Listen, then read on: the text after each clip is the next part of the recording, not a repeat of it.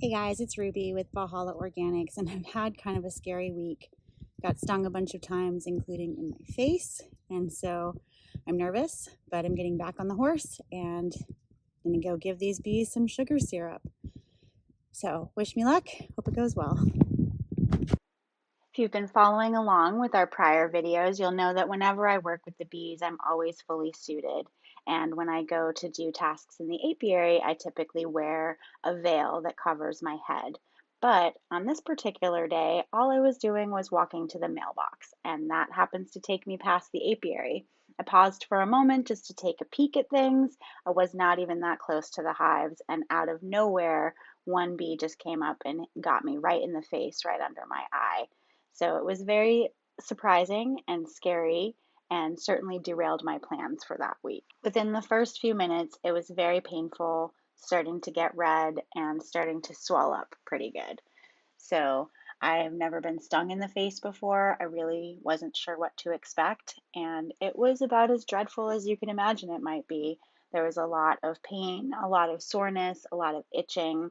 This is what it looked like that first night, and it was very unpleasant.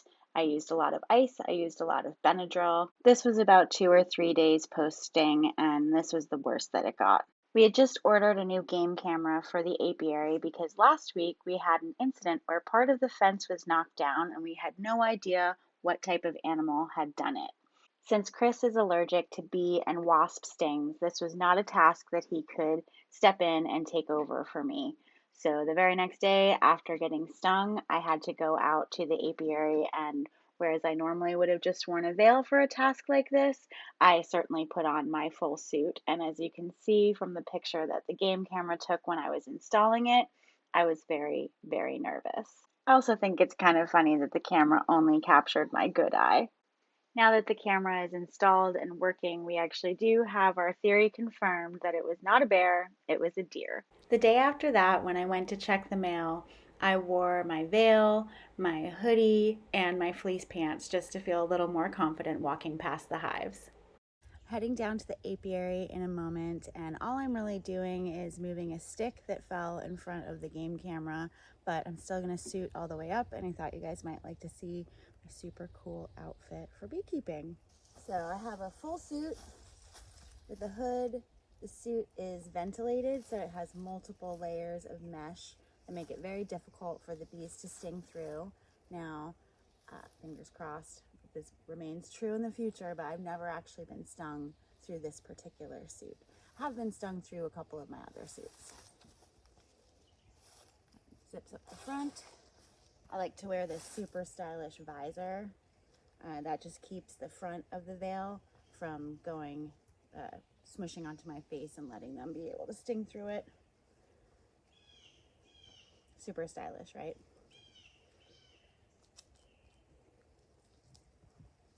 And then the veil, it has two zippers, so it zips all the way closed in the front. And actually, before I zip it all the way closed, you can see on the inside there's some Velcro. So this Velcro is closed, and then this piece of Velcro is going to stick so they can't sneak in through that spot where the two zippers come together. There's some Velcro, and I can check on the inside and know that it's safe and secure. These are also incredibly stylish. Those are my boots. Just tuck the pants into my boots there, and we're good to go. Now these are the gloves that have been failing me recently. I do have a new set of gloves on the way. I'm gonna try out some rubber dishwashing gloves. A lot of folks have been very happy with those, and so we're gonna try those out. For today, I think these will be fine because I'm not actually working with the bees. I'm just overdoing my safety precautions because I'm still feeling nervous. Part of how I'm trying to confront those new fears is just, spending some more time down in the apiary doing low stress for the bees activities.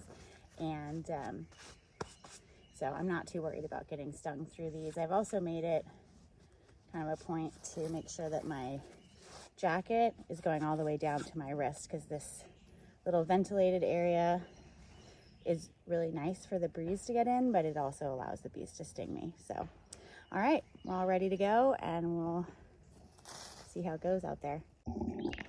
So one of the things I've been really struggling with the most is just feeling like flinchy and scared anytime there's any kind of flying insect going anywhere near me. And I've never really had that before. I've always been pretty into bugs and pretty happy to, kind of be near them and experience them. So I want to get that back.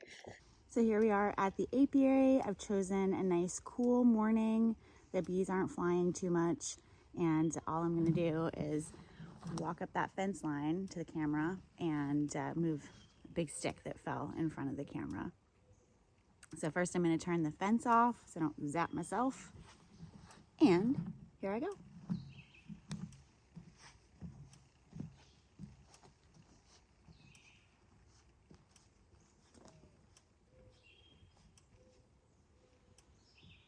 Here I got a little distracted from my main task because there's one piece of the fence that is still a little bit wobbly after having been knocked down. So I'm trying to get it more firmly into the ground so it's more structurally sound.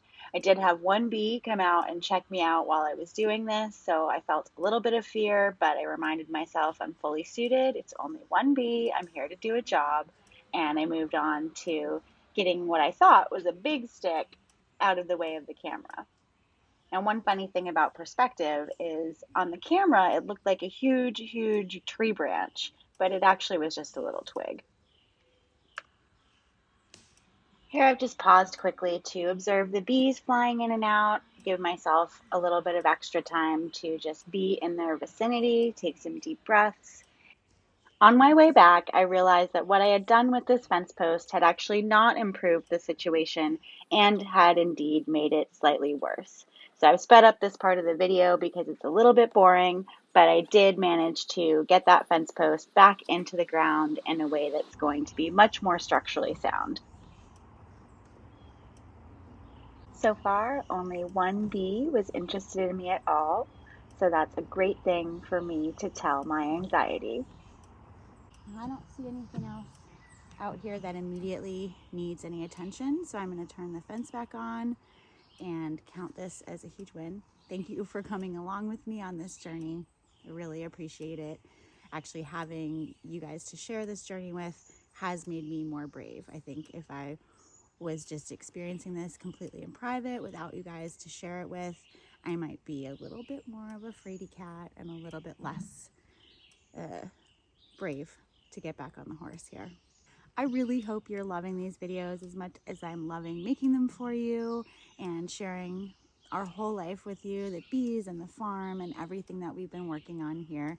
So if you aren't subscribed to our channel yet, please make sure and subscribe. We would love to keep you informed, have you be part of our farm family, and looking forward to sharing the next update with you. Hopefully it'll be more happy and less scary.